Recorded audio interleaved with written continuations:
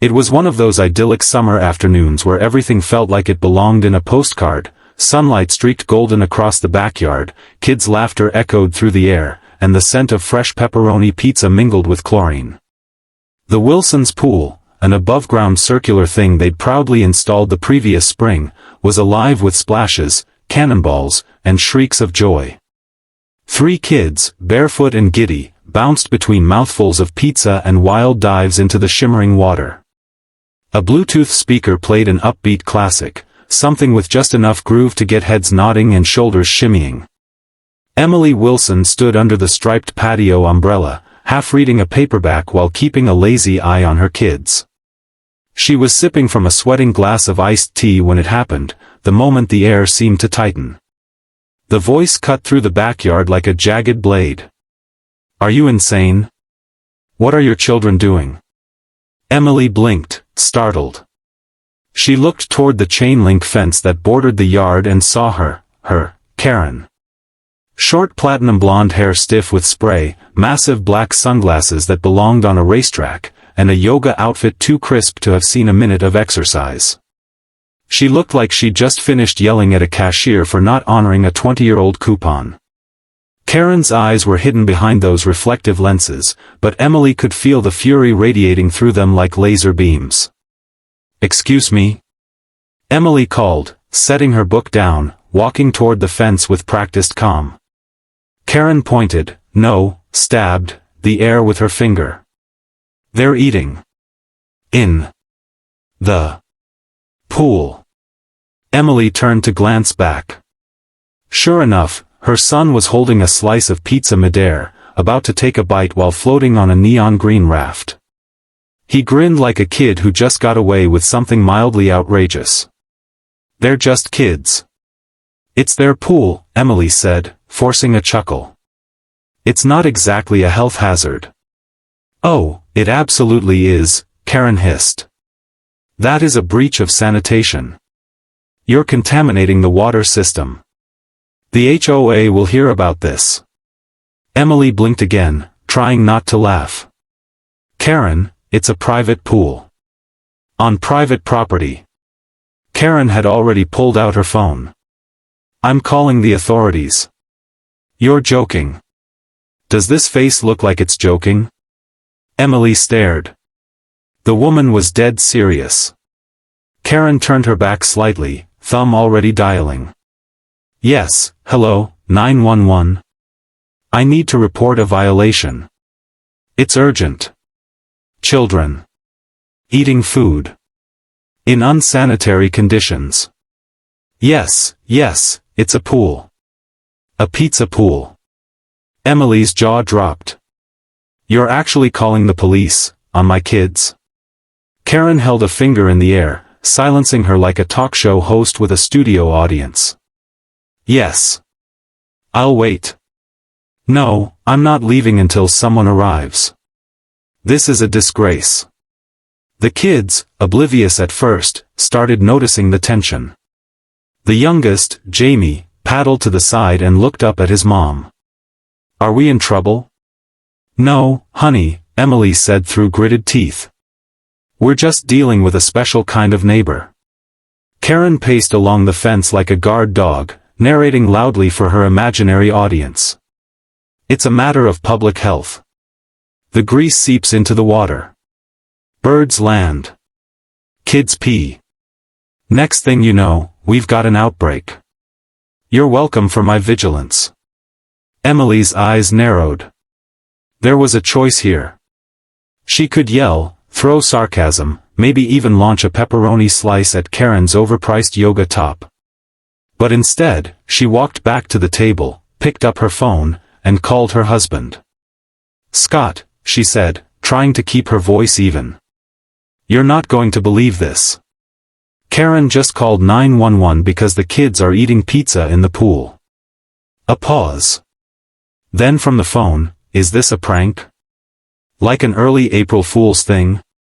I wish. She called the actual police? She's mid-call right now. Quoting the Geneva Convention, probably." Scott let out a whistle. "All right, well, record everything. You know how she is. Karen, still pacing, shot Emily a triumphant look. Oh, I see you're on the phone too. Maybe calling your lawyer? Nope, Emily said cheerfully. Just my husband. I figured someone else should hear this nonsense. It took 12 minutes for the cops to arrive. 2 officers in a patrol SUV pulled up along the curb.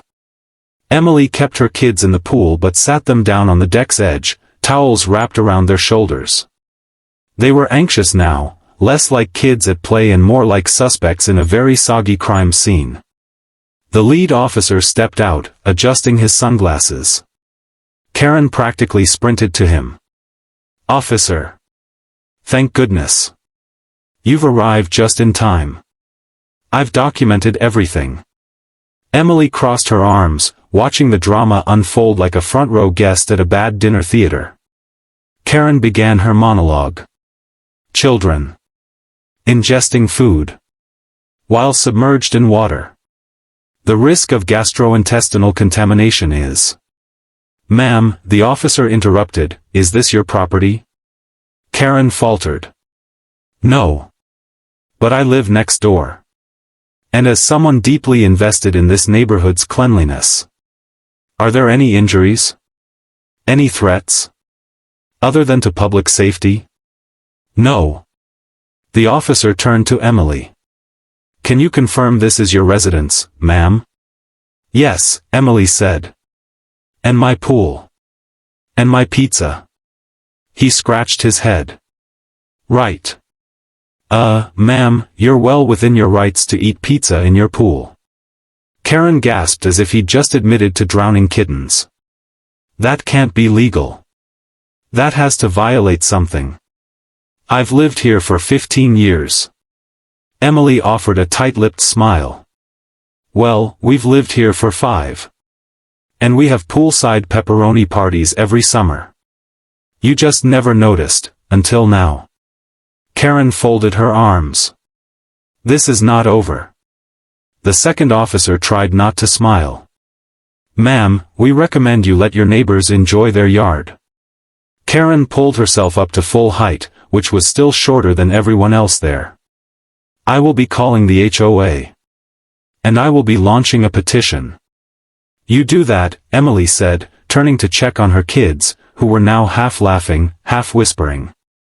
Meanwhile, we'll be enjoying our Friday. Karen stormed off down the sidewalk like a cartoon villain foiled by bad writing. Her flip-flops slapped against the pavement with fury. She turned back only once, to shout, this neighborhood used to have standards. Emily called after her, we still do. They're just not named Karen. The officers shared a look, then chuckled politely. You're good here, one said. Have a great day. As they drove away, the kids erupted in laughter. Emily let out a long breath and finally slumped into her lawn chair. Scott texted, did the police arrest the pizza? Or just issue a citation for extra cheese? She grinned. All pizza accounted for. No casualties. But as the kids returned to their cannonballs and floating slices, a lingering tension stayed with her. She knew Karen. This wasn't over. Karen was a weed with roots that ran deep. And like all weeds, she thrived on pettiness, sun, and absolutely no accountability. Emily took a deep breath and reached for her iced tea again, watching the kids and wondering just how far her neighbor would go over something as harmless as happiness. And pizza. 3 days passed. 3 glorious, sun-soaked, pepperoni-scented days where Emily thought, maybe, just maybe, Karen had said her piece and crawled back under whatever rock she used for shade. The kids went back to their splashy antics, alternating between synchronized cannonballs and pizza slice relay races, and the incident with the police became nothing more than a weird story to laugh about over dinner. Then the flyers showed up. They weren't taped to her door or left discreetly in the mailbox. No. Karen had made an artistic decision to scatter them across Emily's lawn like confetti. Thin, ink-smudged sheets fluttered in the breeze, each one boldly titled, Community Hygiene Alert, unsanitary behavior in your neighborhood pool. Emily squinted at the first page she picked up. The wording read like a manifesto written during a caffeine crash. Unregulated food consumption within aquatic recreational facilities is a danger to children, pets, and the community at large. Residents are encouraged to report all suspicious pool-based activity to the HOA and relevant authorities. Do not allow contamination to spread. At the bottom, in small print, was Karen's personal email. Emily stood in the middle of her yard, barefoot in the grass, holding the flyer like it had personally insulted her ancestors. Her youngest son ran up beside her, a soggy towel dragging behind him like a cape. "Mom, is she still mad about the pizza?" Emily sighed. "Buddy, Karen's mad that the sun shines on people who aren't her." She bundled the papers together and shoved them into the recycling bin, muttering something very unmotherly under her breath. The following morning, things escalated. Emily opened the front door to find Roger, Karen's loyal HOA sidekick, standing on her porch holding a clipboard. Roger was the kind of man who wore polo shirts tucked into his jeans and referred to his leaf blower as the Beast. He cleared his throat with all the ceremony of someone about to recite a parking ordinance. "Hi there, Emily," he said, pasting on a smile that could have been cut from sandpaper. "Mind if I borrow a minute of your time?" "You already have," she replied flatly. He glanced at his clipboard, ignoring the sarcasm. "There's been some concern raised by members of the homeowners association regarding, well, food-related water usage." "You mean pizza in the pool?" "Well, yes, technically. I wouldn't have put it that way, but—" "I would," Emily said, crossing her arms. "Pizza. In the pool." Roger cleared his throat again. "We'd like to invite you to a neighborhood compliance meeting. Just a few people. Very casual. Just a chat, really." "A chat with Karen and her flying monkeys, I assume?" Roger blinked. "Well, Karen is passionate." Emily tilted her head. "Passionate?" "Roger, she called 911 because my kids were having a snack." He looked down at his clipboard like it might offer him an escape. "It's just a formality." Thursday night. At the clubhouse. "Duly noted," she said, already closing the door. "I'll bring the pepperoni." Thursday arrived with the emotional weight of a courtroom drama. Emily stepped into the HOA clubhouse in jeans and a sarcastic t-shirt that read, "My pool, my rules," already regretting every second she was about to spend in folding chairs and fluorescent lighting. Karen sat at the head of the long table like some suburban dictator. She wore a beige pantsuit, a pearl necklace, and an expression that said, "I have filed 6 complaints before breakfast." "Welcome," Karen said without looking up. "Let's begin." Emily sat across from her, scanning the group. Roger, naturally, was at her right hand. Then there were a few others, neighbors she barely knew but recognized from awkward mailbox encounters and the occasional overbaked potluck. Karen launched into her opening statement. "As a member of this community for over a decade, I have always prided myself on upholding our standards. Lately, I've observed behavior that, if unchecked, will lead to chaos, contamination, and lawsuits." She turned a page, dramatically. "Pizza. In a pool." Someone in the room coughed to cover a laugh. Karen glared. "It's not a joke. Grease. Cheese. Crumbs. Children with food-stained hands grabbing pool toys. It's biological warfare." Emily tried to keep a straight face. "Are you suggesting pepperoni is a public threat?" Karen leaned forward. "I'm suggesting it sets a precedent. Today it's pizza.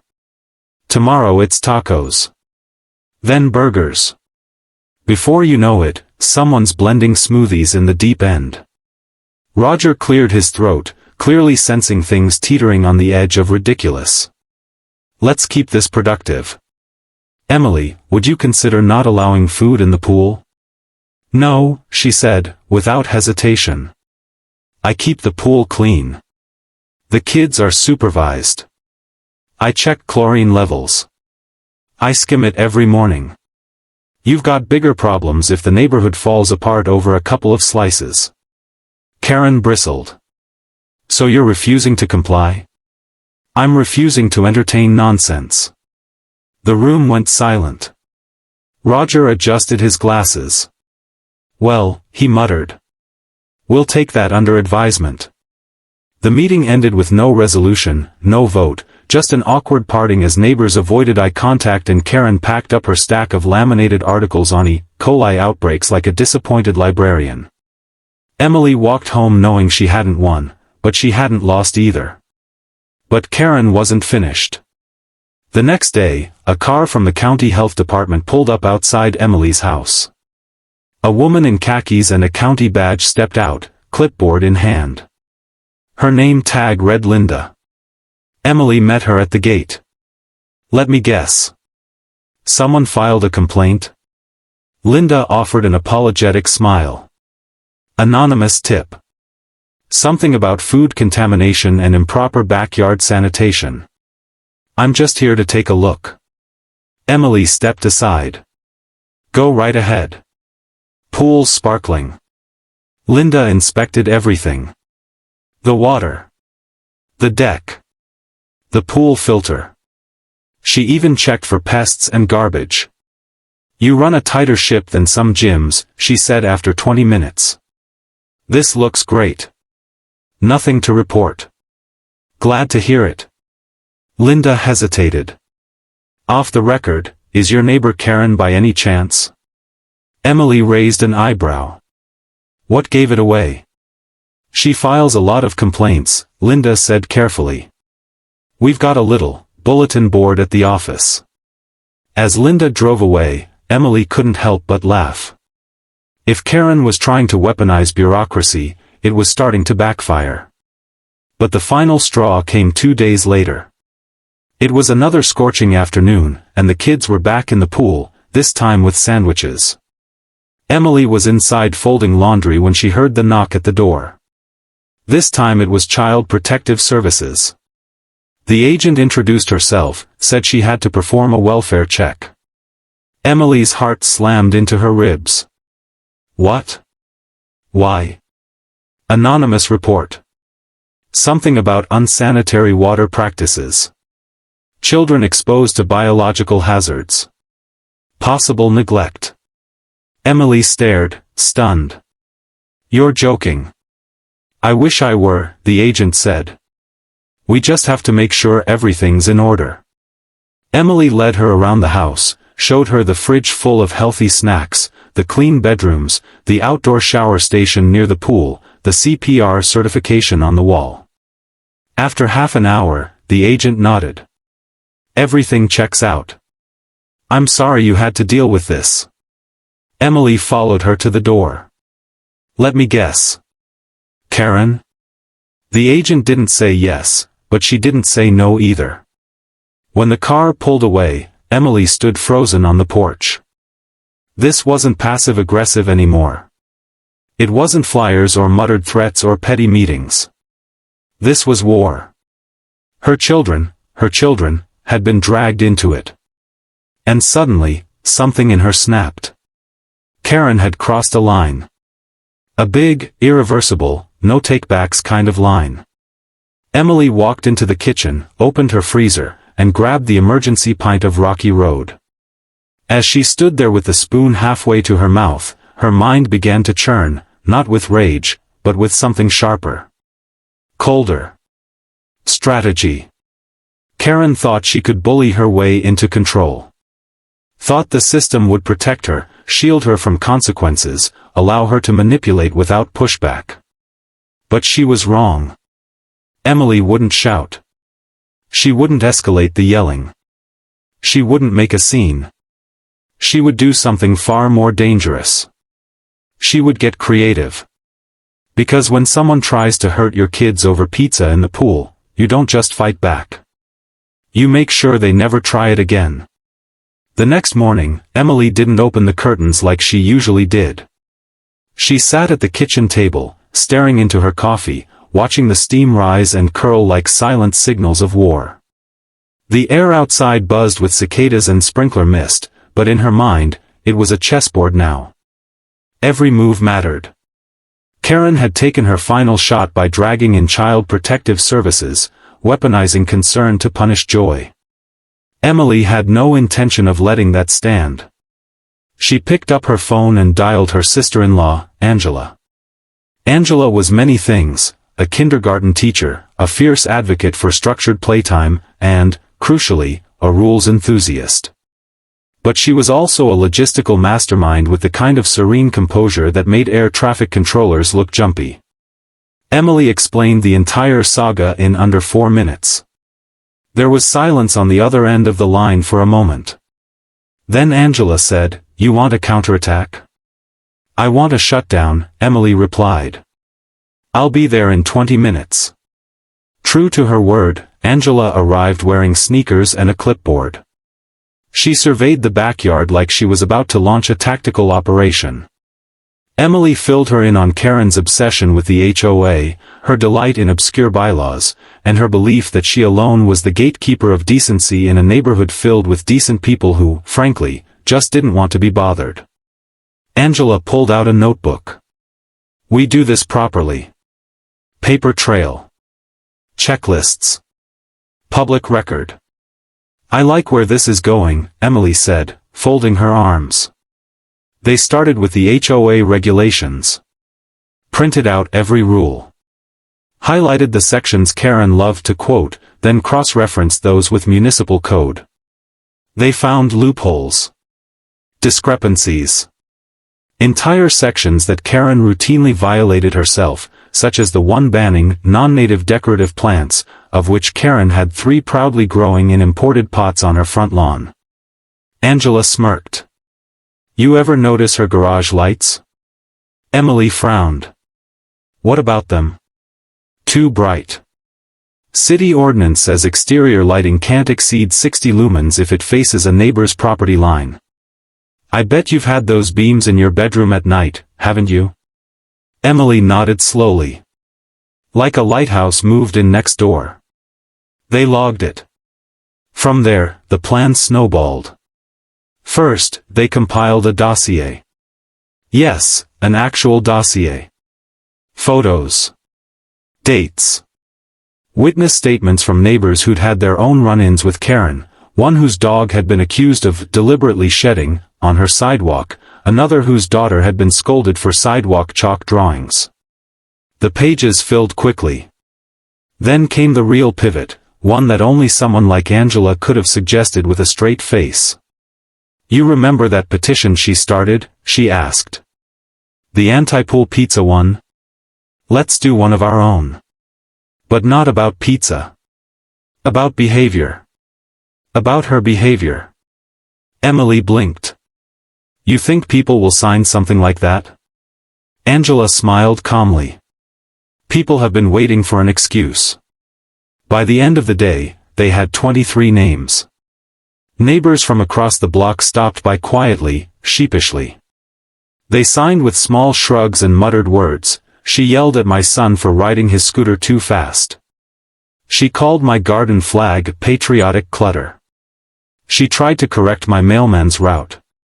What Emily discovered was both sad and empowering. Nearly everyone had been bitten by Karen at one point or another, but until now, no one had wanted to poke the bear. Now that the bear had gone after someone's children, people were ready to rally. Angela insisted on transparency. Everything was documented and professionally worded. The petition wasn't just a call for Karen to be removed from the HOA board, it was a formal request for the board to investigate her pattern of harassing behavior. Emily printed a clean copy, tucked it into a folder, and placed it near the front door. Then came the cherry on top. They scheduled a block party. Emily wasn't even sure who said it first. Maybe Angela. Maybe one of the neighbors who signed the petition. But someone suggested that if Karen could call meetings to shame people, then surely Emily could invite folks over to celebrate say, neighborhood togetherness. Kids. Summer. And pizza. They planned it with meticulous care. Nothing extravagant, just burgers, lawn chairs, lemonade, a rented popcorn machine. A few of the kids offered to put on a short performance, an improvised skit about pool safety, complete with exaggerated cannonballs and overly dramatic pretend lifeguards. Every family who'd ever been barked at by Karen was invited. Even the ones who weren't but were just tired of walking on eggshells. The night before the event, Emily found herself outside under the porch light, stringing up twinkle lights while her oldest son unraveled extension cords. For the first time since the whole mess started, she felt something lift, something like fear, like hesitation, like the ache of powerlessness. Karen had used rules like weapons. But now Emily had found something stronger, community. The morning of the party, Emily woke early, too early. She moved through her kitchen with purposeful calm, prepping food and laying out supplies. She had just finished slicing watermelon when the doorbell rang. She opened it to find Karen on the doorstep, arms crossed, lips pressed into a hard, furious line. "I heard you're planning an unauthorized gathering," Karen said.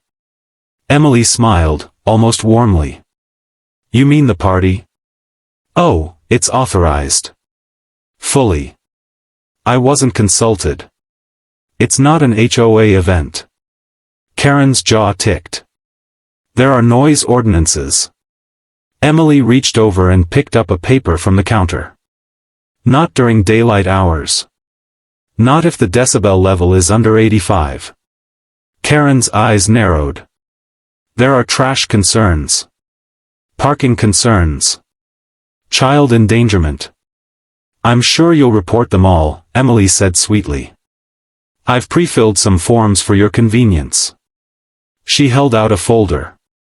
Karen stared at it like it might be coated in germs. She turned without taking it and stomped back across the lawn. As the day wore on, people started arriving. Lawn chairs bloomed across the yard like wildflowers. Kids ran barefoot with juice boxes. Someone brought a cornhole set. Another rolled in with a bubble machine. Laughter spilled out over the fences, and someone strummed a guitar under the shade of a maple tree. The air smelled like burgers and sunscreen and baked joy. Karen stood on her porch for most of it, arms folded, watching from behind her enormous potted plants like a suburban gargoyle. Emily saw her, of course. So did everyone else. But no one invited her over. And she didn't dare crash it. As the sun dipped low, casting the party in golden hues, Angela approached with the petition. "They're ready." Emily walked with her to the clubhouse, which had been opened for public access after Angela submitted a formal notice to the HOA board. It was time. Official meeting. Public forum.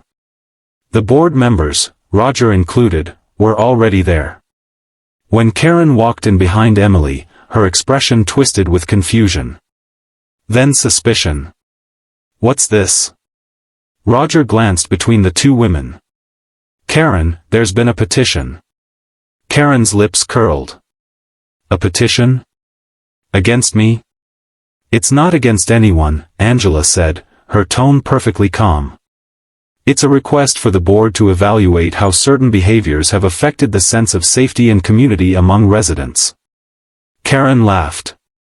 "Oh, come on. This is ridiculous." Roger cleared his throat. "There are 39 signatures." That stopped her. "That's nearly half the block," he added quietly. Karen looked around, realizing for the first time that she didn't just have a problem with Emily. She had a problem with almost everyone. The meeting lasted only 45 minutes. No shouting. No spectacle. Just testimony, short, quiet, sincere, from neighbors who had finally found their courage in someone else's bravery. When it ended, Karen walked out without a word. Emily stepped back into her yard as night took over, the air thick with fireflies and contentment. The last kids were drying off with beach towels. Someone lit a citronella candle. A neighbor offered her a sparkler. Emily lit it and held it up, watching the silver sparks hiss and pop. Angela leaned in. "You think she's done?" "No," Emily said, watching the glow burn down to the wire. "But she's shrinking." Angela nodded. "So what now?" Emily smiled. "Now? We eat more pizza." The following week, the atmosphere in the neighborhood changed. It was subtle at first, like the humidity breaking after a long heat wave. Lawn mowers started humming again, not in anxious silence but in casual routine. Neighbors lingered a little longer at mailboxes. The energy was lighter. The tension that had once clung to every fence post and driveway like static had thinned. People smiled more freely, waved more often. But Karen was quiet. She no longer paced her porch with her phone in hand or glared over the hedge. Her house, once the headquarters of scrutiny, was closed up, curtains drawn, blinds always down. It was a fortress now, not a throne. Emily didn't celebrate. Not outwardly. She still watered her garden in the mornings, still waved to the crossing guard, still packed lunches with care and folded laundry with the tired rhythm of a mom who'd seen one too many surprise visitors this summer. But inside, something had settled. The tension in her shoulders, the anxiety she hadn't even known she was carrying, it had lifted. Not because the threat was gone, but because she'd stood up to it and hadn't crumbled. Then came the letter. It arrived on a Tuesday, sealed in a plain white envelope. The HOA logo printed in small gray ink on the corner. No warning. No preamble. Just a cold piece of paper slid into her mailbox like a reminder that peace was never permanent. Emily opened it on the kitchen counter while waiting for water to boil. Her eyes skimmed quickly. Notice of special board hearing, formal review of member conduct. Beneath that, in more official phrasing than necessary, it detailed that due to multiple verified complaints, and upon majority board decision, Karen would be required to attend a formal review regarding her actions as an HOA board member. The outcome would determine whether she would be removed from her position entirely. Emily read it twice. She sat down slowly, her hand on her chest, not out of panic, but disbelief. They'd done it. Not just her. Everyone. The neighbors. Angela. The quiet ones. The fed-up ones. Even Roger, who'd always played it safe. It was happening. The hearing took place in the small community hall near the tennis courts. It was a neutral venue, neither Karen's turf nor anyone else's. Rows of plastic chairs lined the space, and a long folding table had been set up at the front. The board sat behind it, trying their best to look judicial despite the fluorescent lighting and a crooked American flag hanging in the corner. Karen arrived exactly on time. She wore navy slacks and a pale blouse, her hair pulled back in a tight bun. No sunglasses. No fanfare.